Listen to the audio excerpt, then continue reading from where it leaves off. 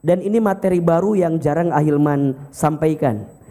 Judulnya Masuk Surga Tanpa Hisab. Kira-kira yang di sini mau masuk surga? Mau aja, mau banget. Cius. Mie apa?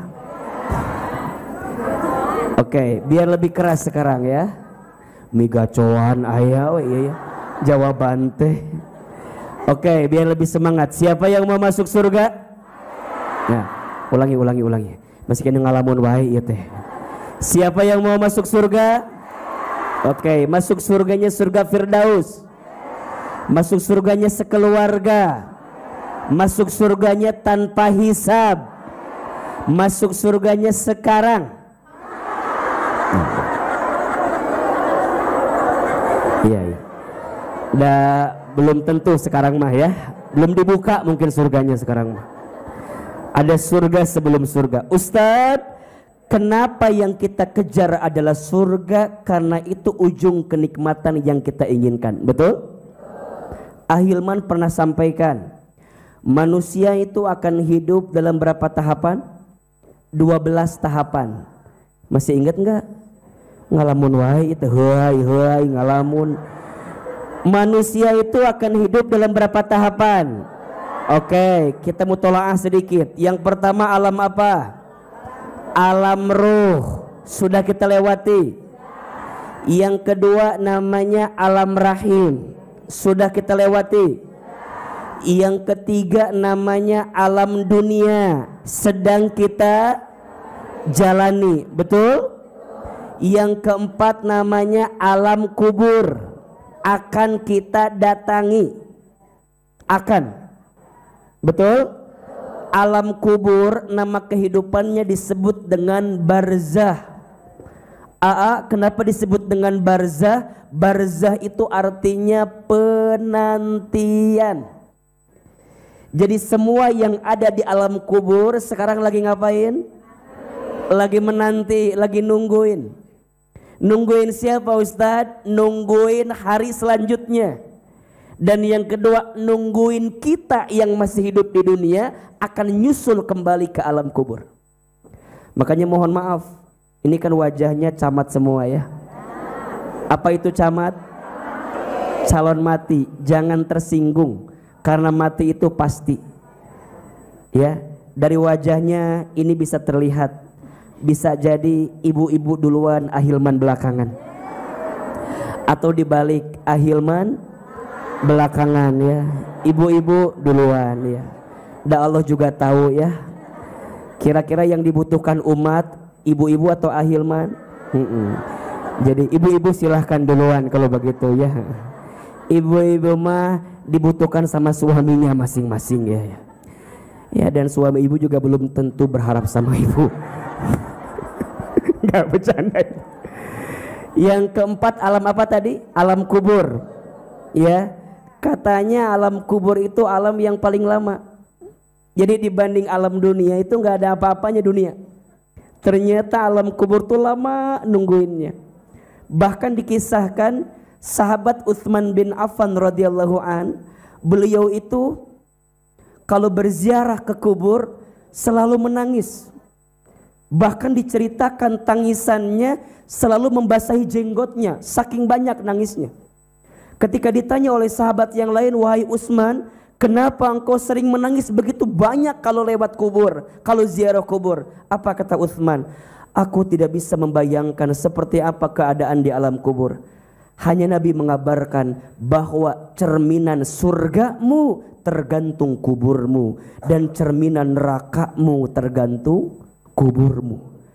Jadi bahagianya kita di surga tergantung bahagia di kubur, dan susahnya kita di neraka tergambar di kubur. Maka bayangkan orang yang lagi nanti dalam keadaan tersiksa, enak atau tidak?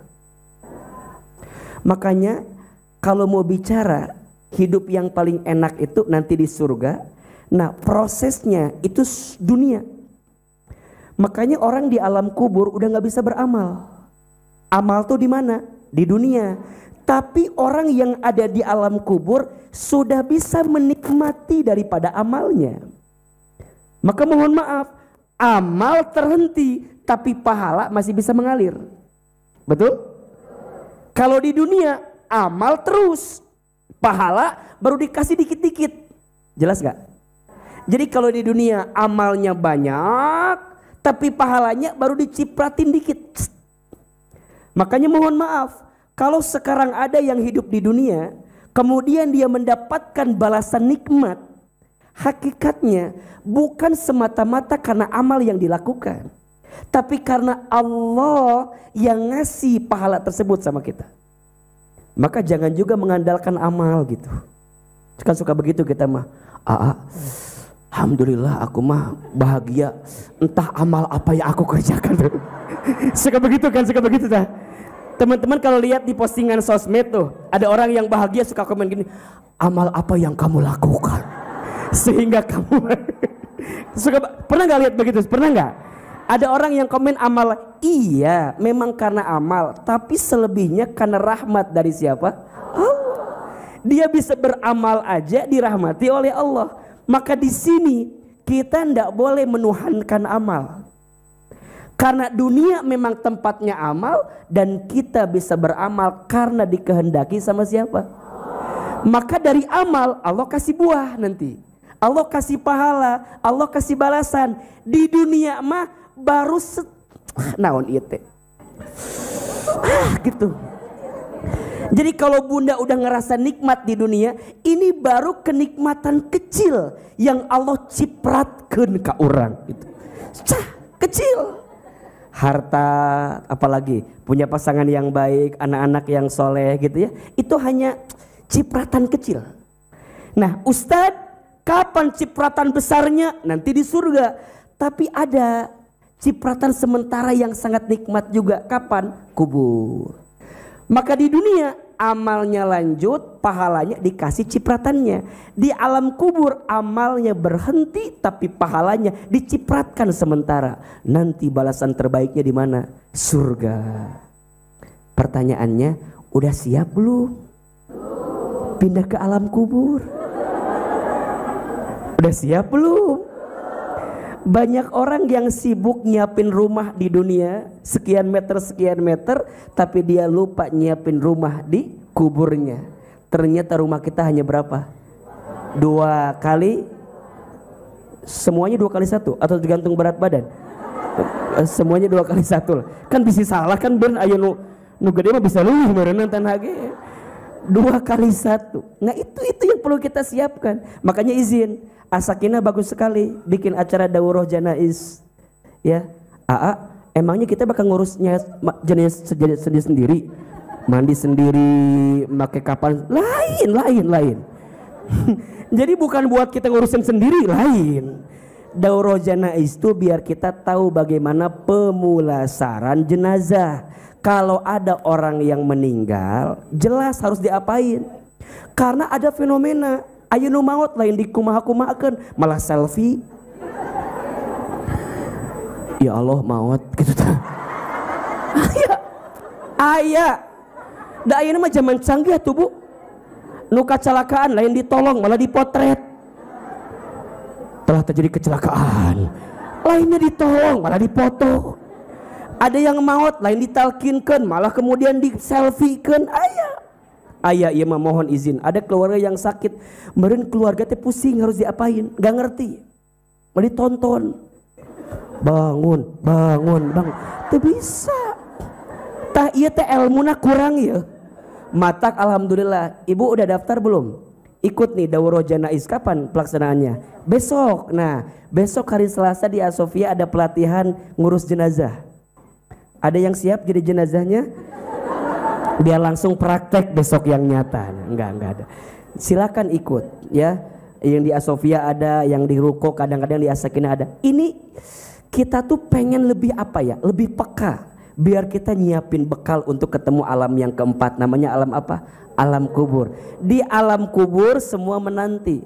Nanti ketemu alam yang kelima, dihancurkan semua. Namanya alam apa? Kiamat. Yang masih hidup dimatikan, yang udah mati dihidupkan, dimatikan, dihancurkan. Ketemunya alam apa? Alam kiamat. Setelah alam kiamat itu nanti manusia dikumpulkan, namanya dibangkitkan, namanya yaumul ba'ats. Apa? Setelah dibangkitkan, dikumpulkan, namanya yaum. Pas dikumpulkan teh, tah ti dia ya. Pas dikumpulkan teh, manusia nanti akan dibagi 3 golongan. Surat Al-Waqiah ayat 7 sampai 14. Coba dibuka. Surat apa? Al-Waqiah ayat seberapa? 7 sampai 14. Sok Ibu Wita dibaca, Ibu Wita. Atau Ibu Wiwin atau Ibu Betty. Ulah Bu Betty ahli wah. Bu Wita we. Sok dibaca. Surat apa? Al-Waqiah ayat sabaraha? Ayat 7. Hafalkan ya Al-Waqiah mah ya. Sering kita baca. Sok bismillah. Bismillahirrahmanirrahim. Wa kuntum azwajan thalathah. Fa ashabul maimanati ma ashabul maimanah. Wa ashabul mash'amati ma ashabul mash'amah. Was-sabiquna as-sabiqun. Ulaikal muqarrabun fi jannatin na'im. Thullatum minal awwalin wa qalilum minal akhirin. Masyaallah, sadaqallahul adzim. Ada berapa golongan? Ada berapa golongan? 3. Kata Allah, wa kuntum azwajan thalathah, dan kamu akan dibagi menjadi 3 golongan. Golongannya apa aja Aa? Fa ashabul maimanati ma ashabul maimanah. Yang pertama ada golongan kanan. Sebelah mana? Sebelah kanan. Yang golongan kanan ini alangkah mulianya golongan kanan ini. Dan kita berharap kita ada di golongan apa? Kanan. Tapi ada yang kedua, wa ashabul mash'amati ma ashabul mash'amah. Dan ada yang kedua namanya golongan kiri. Alangkah sengsaranya golongan kiri itu. 2 ya. Orang ada di mana ya? Kanan apa kiri? Tempat duduk sekarang tidak menentukan nanti, tidak. Di tengah ya, liur ya kumaha ya. Maka nanti ada golongan yang ketiga, dan kita berharap ini yang kita bahas hari ini, menjadi orang yang masuk surga tanpa hisab. Siapa mereka golongannya Aa? Was-sabiqunas sabiqun, yaitu orang-orang yang paling dulu beriman. Merekalah yang paling dulu masuk surga. Siapa mereka? Ulaikal muqarrabun, mereka itulah yang dekat kepada Allah. Bagaimana keadaan nanti? Fi jannatin na'im, di surga dengan kenikmatan yang tak akan pernah ada habisnya. Thullatum minal awwalin, segolongan besar dari orang-orang terdahulu. Wa qalilum minal akhirin, dan sebagian kecil dari orang yang kemudian. Kita kan orang kemudian, berarti tipis kita kemungkinan ada di situ tuh. Tapi nggak sampai situ. Bagaimana cara membacanya? Dijelaskan di surat Fatir ayat 32. Masya Allah. Bunda naik level ngaji sekarang ya. Surat naon? Fatir ayat seberapa? Ayat 32. Jadi menggambarkan 3 golongan tuh gimana? Siapa aja? Surat apa? Fatir ayat 32. Sok dibuka. Fatir teh surat ke 35 ayat 32. Sok dibaca lagi. Bunda Wita. Thumma awdathnal kitabal ladzina astafaina min ibadina faminhum zalimun li nafsihi wa minhum muqtasid wa minhum sabiqum bil khairat bi iznillah dzalika huwal fadlul kabir. Ya, dibaca artinya. Kemudian kitab itu kami wariskan kepada orang-orang yang kami pilih di antara hamba-hamba kami. Lalu di antara mereka ada yang menzolimi diri sendiri, ada yang pertengahan, ada pula yang lebih dahulu berbuat kebaikan dengan izin Allah. Yang demikian itu adalah karunia yang besar. Bunda, tadi dibagi berapa golongan? 3. 1 golongan kanan, al-maimanah. 2 golongan kiri, namanya masy'amah. Dan ada golongan as-sabiqunas sabiqun, orang yang kemudian berada dalam kebaikan dari awal sampai akhirnya. Nah, Ustadz, dari 3 golongan itu apa cirinya? Ternyata dijelaskan di sini. Ada orang yang masuk kategori zalimul li nafsi. Zalimul li nafsi, orang yang sering menzolimi diri sendiri, orang yang sering berbuat dosa. Kira-kira orang berbuat dosa di kanan apa di kiri? Di kiri. Maka orang yang masuk kategori kiri zalimul li nafsi, orang yang suka berbuat dosa. Kemudian ada juga orang yang muqtasid, tengah-tengah. Istilahnya kieu, salat terus maksiat jalan gitu. Dia taat sama Allah tapi juga masih ada dosanya. Dia baik dalam hidup tapi masih ada buruknya. Dia muqtasid, dia pertengahan. Sampai kemudian yang ketiga, sabiqum bil khairati biidnillah, dan ada pula yang lebih dahulu berbuat kebaikan dengan izin Allah.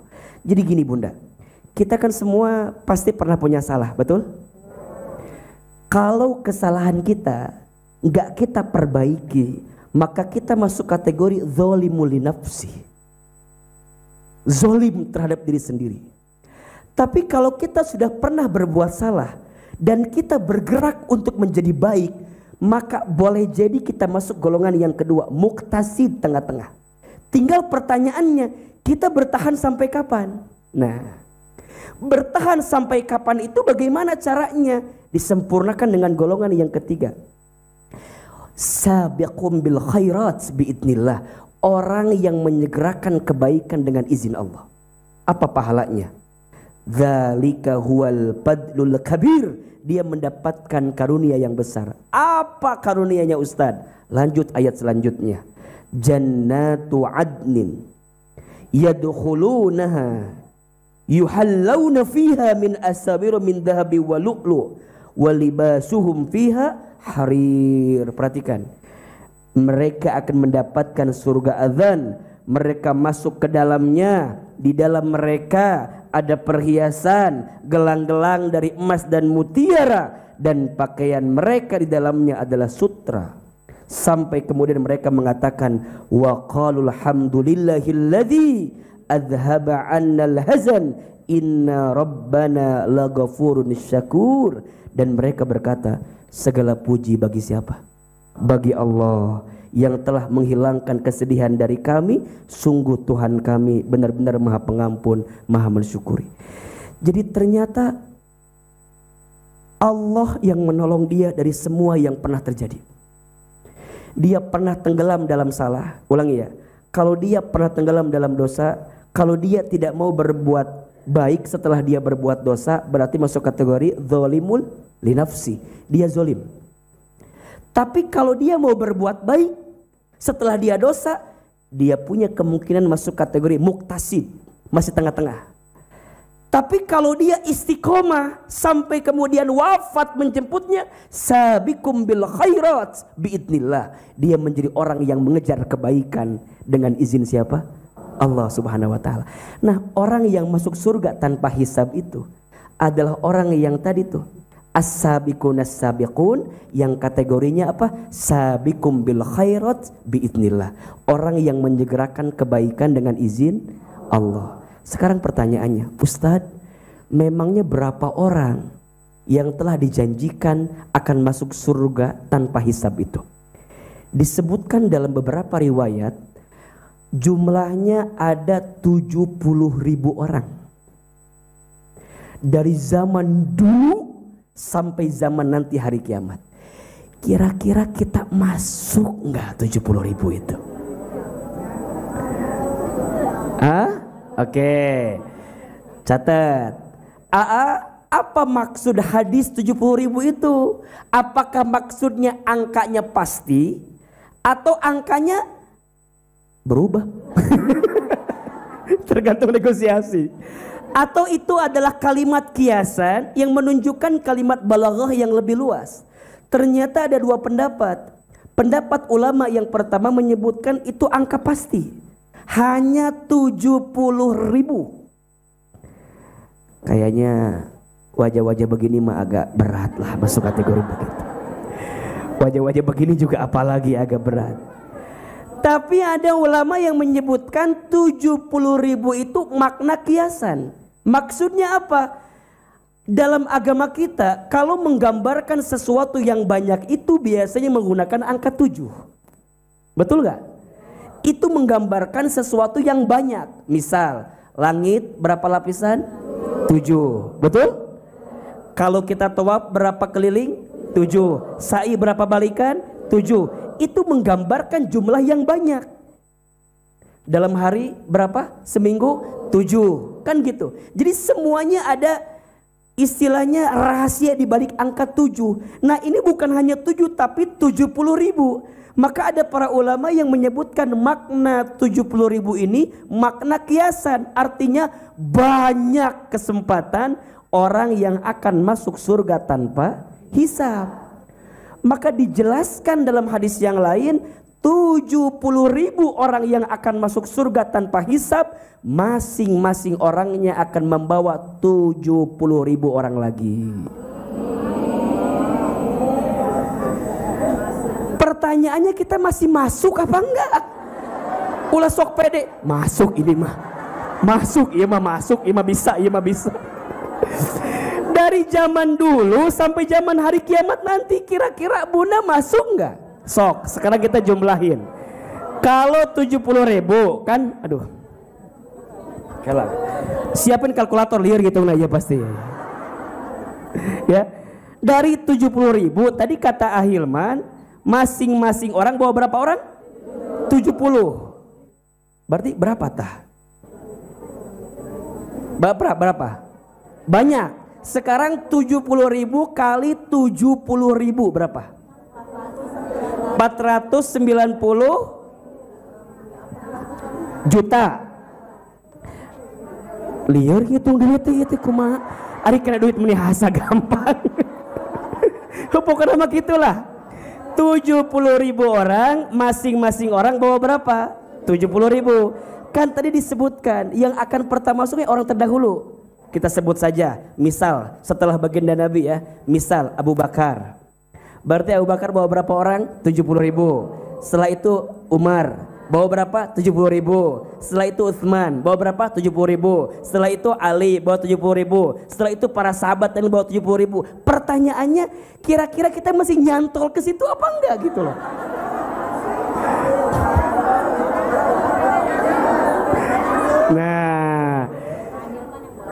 Nah, nyantolnya kemana?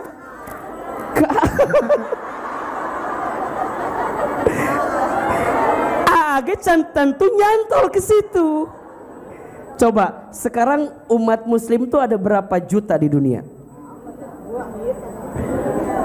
Udah dihitung banyak gitu meni liur sebaranya betere banyak apa enggak? Nah pertanyaan dari banyak itu kita kira-kira masuk apa enggak? Masuk. Kita berharap masuk, betul? Nah sekarang pertanyaannya, Ustadz sayang, kira-kira apa kriterianya? Kira-kira kita tuh masuk nggak golongan-golongan itu? Kalau belum masuk kriteria berarti disiapin.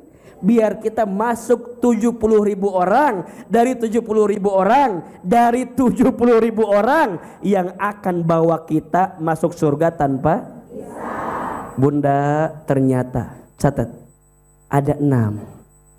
Setidaknya ya, walaupun banyak kalau kita bahas, cuman Ahilman berusaha merangkumnya biar kita mudah memahaminya. Ada 6 Bunda golongan yang insya Allah akan masuk surga tanpa hisab. Siap-siap ya. Ini kan kayak penantian tuh. Kan tadi padang mahsyar dikumpulin. Udah padang mahsyar tuh ditimbang yaumul mizan. Setelah di mizan dihitung yaumul hisab. Setelah dihitung diberikan syafaat yaumus syafaat. Suruh jalan yaumus sirat sampai ditentukan akhirat surga atau nerakanya. Ternyata ada orang yang sampai di situ nggak perlu dihisab lagi. Set masuk. Nggak ulang kan? Nggak ulang. Seperti itu kayak nggak ulang nate. Gitu. Seperti itu nggak ulangnya Bunda. Kagetnya Bunda barusan sama Ahilman dibentak. Bunda, Abi ya Allah, lain-lain. Eta tukangan mana lain-lain. Abi lain-lain belakang kamu. Abi lain-lain belakang kamu. Siapa? Itu tuh yang nyender ke tembok. Jadi belum tentu ini yang paling depan nih. Belum tentu. Komo nu ieu mah. Dia. Wah, tegang. Yaumus sirat kan diceritakan 3 golongan tadi. Ada yang jalannya cepat, ada yang jatuh, ada yang langsung tertolak. Ada yang sampai mau masuk surga dia masih deg-degan. Surga mualnya itu. Kalau sekarang masih bisa bertanya, nanti enggak. Dia akan ngelihat teman yang lain, mana yang lain. Kira-kira aku nyantolnya sama siapa? Kenal sama siapa? Awai. Age cantang tuh gitu. Ate deg-degan ieu teh ya. Ieu teh mengobati hati bete deg-degan teuing gitu. Deg-degan ya. Karena kalau baca ininya ya Allah. Kayaknya masih jerarauh kayaknya ya. Ustadz, kita udah selesai perjalanan panjangnya, tinggal menentukan akhirat surga dan nerakanya. Kira-kira kita masuk surga tanpa hisab atau tidak? Masuk. Anda punya orang dalam di surga. Begitu mudahnya Anda bilang masuk. Sok, bismillah, tulis. Ada 6 golongan dengan izin Allah masuk surga tanpa hisab. Yang pertama, golongan itu disebut dengan orang yang selalu bertawakal kepada Allah. Yang pertama apa? Orang yang selalu bertawakal kepada Allah. Apa itu tawakal? Tawakal itu berserah diri kepada Allah setelah ikhtiar maksimal. Itu tawakal. Hati-hati ya, bedakan antara menyerah, terserah, dan berserah. Ada berapa? 3. Ada menyerah, ada terserah, ada berserah. Bedanya apa? Kalau menyerah tidak ada usaha. Mau masuk surga? Mau. Terus mengkeoh. Nggak ada usaha ngejar surga itu. Nggak ada keinginan yang kuat untuk ngejar surga itu. Menyerah. Statusnya akan indah pada waktunya. Diajak ngaji nggak mau, diajak berbuat baik nggak mau. Statusnya apa? Akan indah pada waktunya. Makanya Ama paling gemes sama orang yang bikin status akan indah pada waktunya. Akan indah pada waktunya itu hanya berlaku bagi yang berusaha. Betul? Maka izin, bukan menyerah. Menyerah itu tidak ada usaha. Ada yang kedua, terserah. Terserah itu gak ada tujuan. Itu terserah. Ibu berangkat ngaji. Kemana Bu? Ngaji buat apa? Serah. Jadi nggak ada hasrat gitu. Dia nggak ada tujuan apa yang dia mau cari. Makanya bunda nih, kalau mau serius dalam beramal punya tujuan. Betul? Bunda di As-Sakinah, kenapa bunda mau banting tulang, mau capek, mau lelah? Karena tahu tujuan. Apa tujuannya? Surga. Ahilman, capek ngajar. Kenapa mau ngajar padahal capek? Ada tujuan. Apa tujuannya? Surga. Minimal bisa nyantol lah dengan kebaikan-kebaikan yang ada itu. Bunda, kenapa mau berbuat baik sama suami? Siun. Takut. Jangan itu. Tapi tujuannya apa? Surga. Karena bunda tahu, barang siapa seorang istri yang sholat 5 waktu, puasa di bulan Ramadan, taat kepada suaminya dan mampu menjaga dirinya, silahkan masuk surga dari pintu manapun. Termasuk masuk surga tanpa hisab. Tawakal. Makanya orang yang bertawakal, istri yang bertawakal nggak akan banyak nuntut. Dari ini aja wajah begini mah nggak akan masuk kayaknya. Dari wajah-wajah nuntut kieu mah asa berat. Ustaz enggak, emang enggak ada suaminya kan? Makanya enggak ada.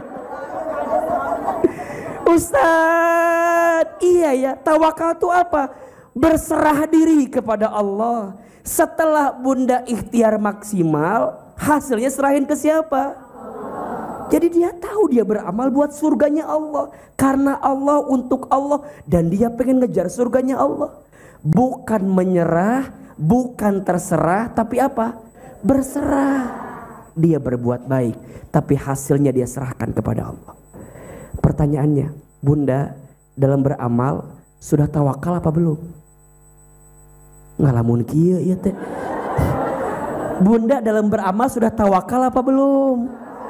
Coba Ahilman tanya, selama ini kalau kita berhasil, kalimatnya karena saya atau karena Allah? Kalau kalimatnya masih saya tuh begini gara-gara saya, usaha saya, berarti belum tawakal. Kita masih ngerasa kita yang punya segalanya, betul? Tapi kalau orang yang bertawakal, Ustadz, apapun yang terjadi ini semua dari siapa? Maka catat ya, tawakal itu ada di 3 waktu. 1, ada tawakal sebelum beramal. 2, tawakal ketika beramal. 3, tawakal setelah beramal. Ada berapa? 1, tawakal sebelum beramal. Apa? Doa. Jadi sebelum dia beramal, dia berdoa. Dan dia sadar, dia tuh bisa beramal karena kehendak siapa? Dia tuh bisa beramal karena izin siapa? Dia tuh bisa beramal karena diizinkan sama siapa? Tawakal. Maka ada orang yang beramal, kalau nggak tawakal sebelum beramal, maka dia akan pede dengan kemampuannya, tapi lupa bahwa dia tuh percaya diri karena Allah bersamanya. Maka kalau Ahilman ditanya, orang yang pede itu seperti apa? Kan orang bilang gini, pede itu orang yang percaya dengan kemampuannya. Kalau Ahilman bukan. Orang yang percaya diri itu orang yang percaya karena Allah selalu bersama dengan dirinya. Jadi dia beramal, dia bergerak bukan karena dia, tapi karena siapa? Allah. Maka dia tawakal sebelum beramal. Termasuk dia pun tawakal ketika beramal. Dia minta dibimbing sama Allah agar amalnya lepas dari kebersandaran kepada makhluk, tapi dia bersandar sama siapa? Allah. Lepas ingin dipujinya, lepas ingin dihargainya, lepas ingin diapresiasinya, lepas. Bunda capek bunda kalau bunda bersandar sama manusia teh, betul gak sih? Mulai hari ini mah katakan putus. Ya. Katakan putus dengan berharap kepada manusia.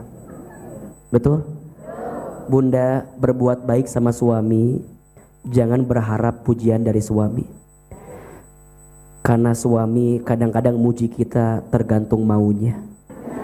dan tergantung tanggal bulannya, kan begitu.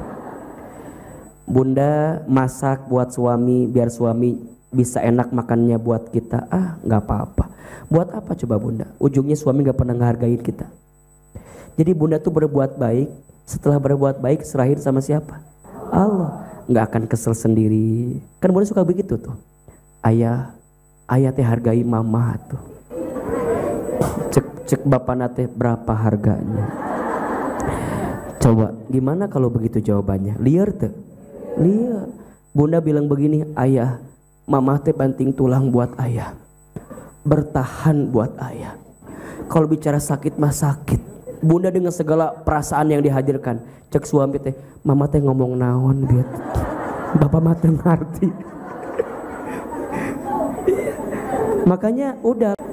Makanya udahlah sekarang mah belajar biasa aja menjalani hidup teh, betul? Nggak usah banyak drama. Nggak usah banyak apa? Bunda sama anak suka begitu kan. Anak, kakak teh misalnya gitu kan. Anakku, kakak, lihat mama teh capek ngandung kamu, melahirkan kamu, membesarkan kamu. Kata anaknya, suruh siapa? Nggak, aku mah nggak nyuruh mama begitu. Coba kalau digituin sakit atau enggak? Terus buat apa ngomong kayak begitu? Kakak teh ngertiin mama teh capek, ngerti. Cek anaknya, tuh ngerti. Gimana kalau begitu? Udahlah sekarang mah belajar tawakal sama Allah. Ternyata balasannya apa? Masuk surga tanpa. Orang yang masih menyandarkan urusan ke makhluk selain Allah, siap-siap dia akan dikecewakan dengan sandaran itu. Maka rumusnya 3 bunda. Rumusnya, siapa yang paling sering, siapa yang paling cepat, siapa yang paling yakin ke Allah, maka dia pasti bahagia.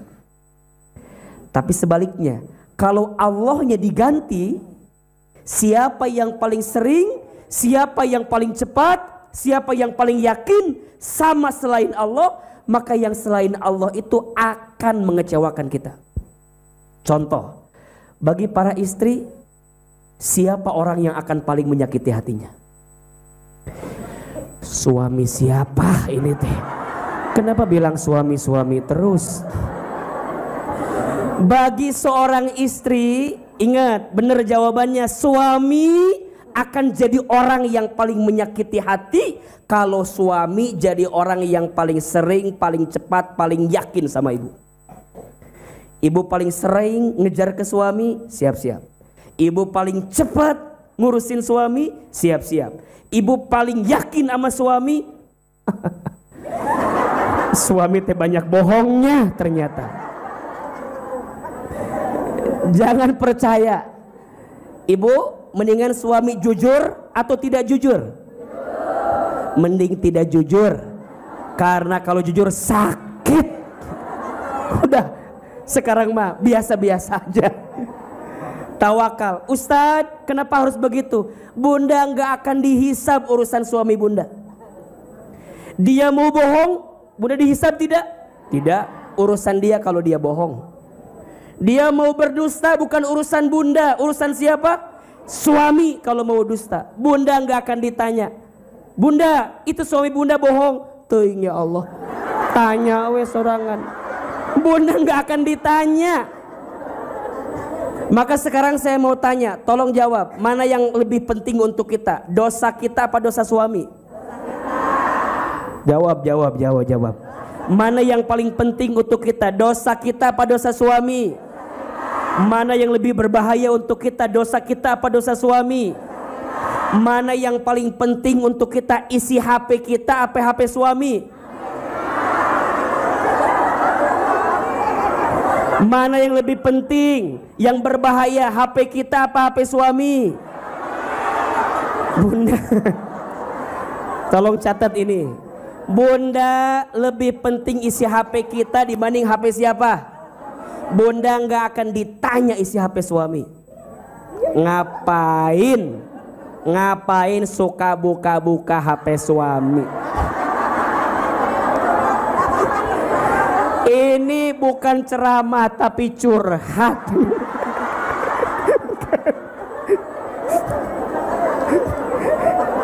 Buat apa?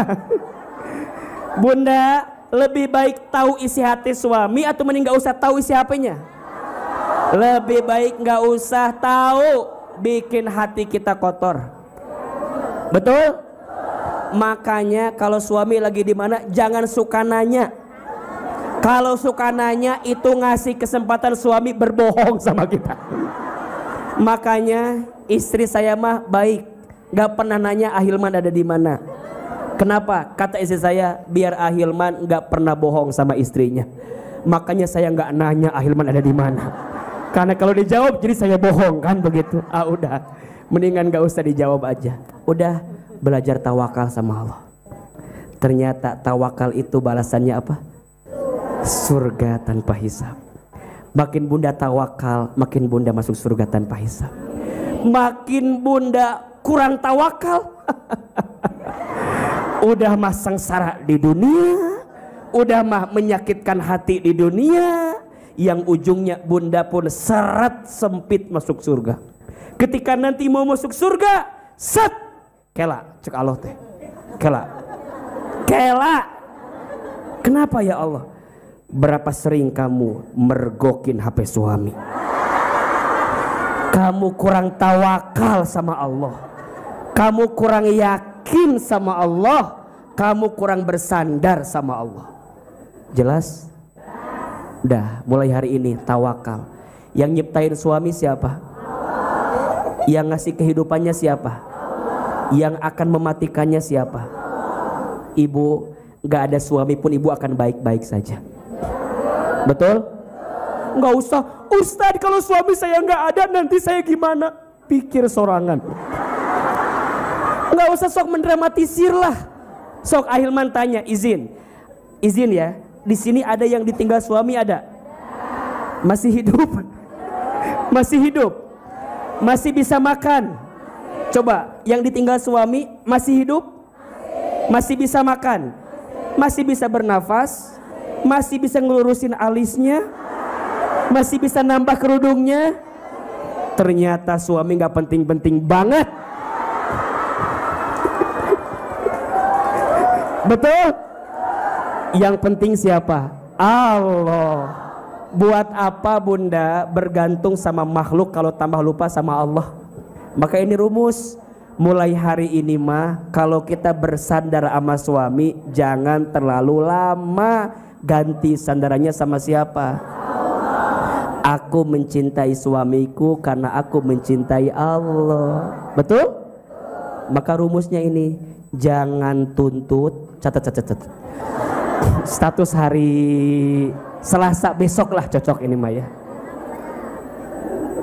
Catat ya. Jangan tuntut pasanganmu untuk mencintaimu. Tapi eta karunya videona kok ternyala cenah. Eta mah full memory meureunnan. Full memory ieu teh. Jadi teu fokus Ahilman teh rek bicara.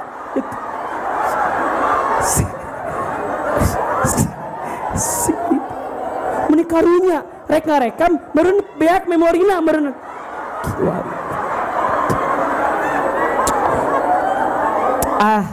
Ku Ahilman doain bisa kembali HP kayak Ahilman. Lain sok iya mau asup surga tanpa hisab gimana? Sombong dia tawakal. Enggak. Aduh, mun kajian sok aya nu pika seriusnya. Dan A tuh kan orangnya humoris pisannya. Jadi ama sok hayang serius gitu. Ya, eta bieunya Allah. Punten ya, takut ada yang bertanya sih, anak tiba-tiba seri, beta ya ibu-ibu kan ngarekam meureun sigana full memory na itu bet kieu ate hayang nyamperkeun dicokot HP-na ganti tah gitu. Hoyong kitu tadi nama kan aja ditekian. Astagfirullahalazim ya Allah. Aya we setiap pertemuan tehnya Pertemuan yang lalu PY implikasian teh. Ayeuna HP full memory. Anu resep kieu, aya ibu-ibu HP nate gitu kan. Di belakang nomor HP aya, pakai kertasnya pakai gelang teh kan. Ustadz minta nomor HP, boleh ini. Ibu berapa nomornya? Iya Ustadz, nomor ibu dibalikan. Jadi orang sok fokus ke nomornya ya. 08. Nah terus sok dibengket ku karet dengan karetna 2. Bete kahujanan asupan kena plastik. Ih mani lucu eta tah. Sok hayang nyiwit nu kitu teh. Matakna ibu lah ya. Itulah kelucuan yang tidak bisa dipungkiri. Sampai mana tadi lupa lagi lah. Status hari apa? Tak itu statusnya ya. Ada ibu-ibu. Masya Allah. Catat ini. Jangan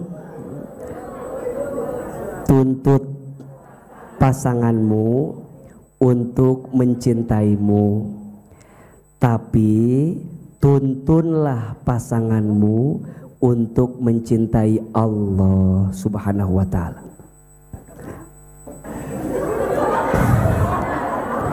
Nggak sok itu ibu-ibu mah Pentium hiji lila. Jangan tuntut pasanganmu untuk mencintaimu, tapi tuntunlah pasanganmu untuk mencintai siapa? Mencintai Allah. Kalau dia sudah mencintai Allah, maka dia akan mencintaimu. Maka bunda juga harus tuntun diri bunda untuk mencintai siapa? Jadi ketika bunda mencintai pasangan, bukan karena mencintai pasangan semata-mata, tapi mencintai siapa? Maka kalau bunda punya perasaan cinta dan gak dibalas dengan kebaikan dari manusia, jangan kecewa. Karena tawakalnya kita ke Allah itu akan mengantarkan kebaikan untuk kita. Jadi biarkan nanti Allah yang akan membalasnya. Nah Ustadz, apa puncak balasan tertinggi bagi orang yang tawakal? Masuk surga tanpa hisab. Makanya bunda izin ya, tidak ada yang sia-sia dari setiap kebaikan. Kalau ada yang bilang, saya mah percuma berbuat baik teh. Kenapa gak dihargai? Saya mah percuma jadi istri yang baik teh. Saya mah udah senam jumba sehari 3 kali. Udah masak, udah berpenampilan cantik, udah ngelayani tapi gak dihargai sama suami. Gak apa-apa dan gak penting itu mah. Yang penting mah nanti masuk surga tanpa apa? Jadi bunda bilang, ayah, kamu tidak menghargai aku. Kena naon, engkewe tungguan di akhirat. Tiba-tiba set surga tanpa hisab. Ayah, dadah. Jadi orang yang bertawakal ke Allah jadi tenang. Betul nggak? Nih teman-teman pengurus majelis taklim, jangan sedih. Nggak dihargai sama orang, ahilman nggak dihargai sama orang, ibu-ibu ngaji digenggerehkeun sama orang, dihina, jangan sedih. Dan ternyata Allah siapkan pahala yang besar. Apa? Surga tanpa hisab. Jadi tawakal aja sama Allah. Kita mah sudah berbuat baik, betul? Sisanya biar Allah yang ngebalas kebaikan-kebaikan itu. Jadi nggak akan riweuh, nggak akan gara-gara orang ngomong tuh jadi stres. Oce ngaji deui. Naon ngaji teh liur abi mah moal. Memang bukan di sini balasannya, tapi nanti di surga, masuk surga tanpa. Maka nanti ada tawakal yang ketiga, tawakal setelah beramal. Udah, sebelum beramal doa, ketika beramal lurus di jalan Allah, setelah beramal serahkan sama siapa? Selesai, enak. Ibu jadi istri selamanya enggak? Enggak. Paling sampai berapa tahun sih? Halo, kamu jadi sedih begini wajahnya ya. Ibu jadi istri, ibu merasa terbebani. Jangan merasa terbebani, dan gak akan lama. Betul gak? Paling 60 tahun maksimal. Dikasih bonus 70 tahun paling. Setelah itu pensiun. Maka manfaatkan suami sebagai ladang untuk kita bisa masuk surga tanpa hisab. Makanya ibu tuh jangan nuntut terlalu banyak, biar Allah nanti gantikan dengan pahala yang lebih besar. Ustaz, kenapa ya suami aku teh meuni kieu-kieu teuing Ustaz? Kunaon ibu teh kunaon? Ibu mau bilang kayak begitu ke suami ibu, berubah atau tidak suami ibu? Tidak. Kenapa Allah menakdirkan ada orang yang mungkin tak sesuai harapan kita? Karena Allah tuh lagi nyiapin ladang amal soleh untuk kita. Hambaku Ceuida, Setuti, Celilis, dengerin ya. Kata Allah, aku teh tahu sholat kamu gak khusyuk, aku teh tahu baca Quran kamu gak banyak, aku tahu sedekah kamu teh meneletik, why aku teh tahu haji umroh kamu teh belum tentu mabrur. Terus atau apa pahala yang aku siapkan untukmu? Aku takdirkan kamu punya pasangan yang mengujimu. Ini adalah bagian surga untukmu. Aku siapkan takdirmu mendapatkan pasangan yang mengujimu, karena aku siapkan surga tanpa hisab untukmu. Karena kamu bertawakal kepada Allah atas jadi istri daripada suamimu. Matakna, kalau ada suami yang muji kita teh, soklah budidayakan ya. Sok. Eta teh bagian nikmat untuk kita yang Allah titipin ke kita. Semuanya akan jadi baik-baik saja. Betul? Dah, yang pertama, orang yang masuk surga tanpa hisab, orang yang apa? Bertawakal kepada Allah.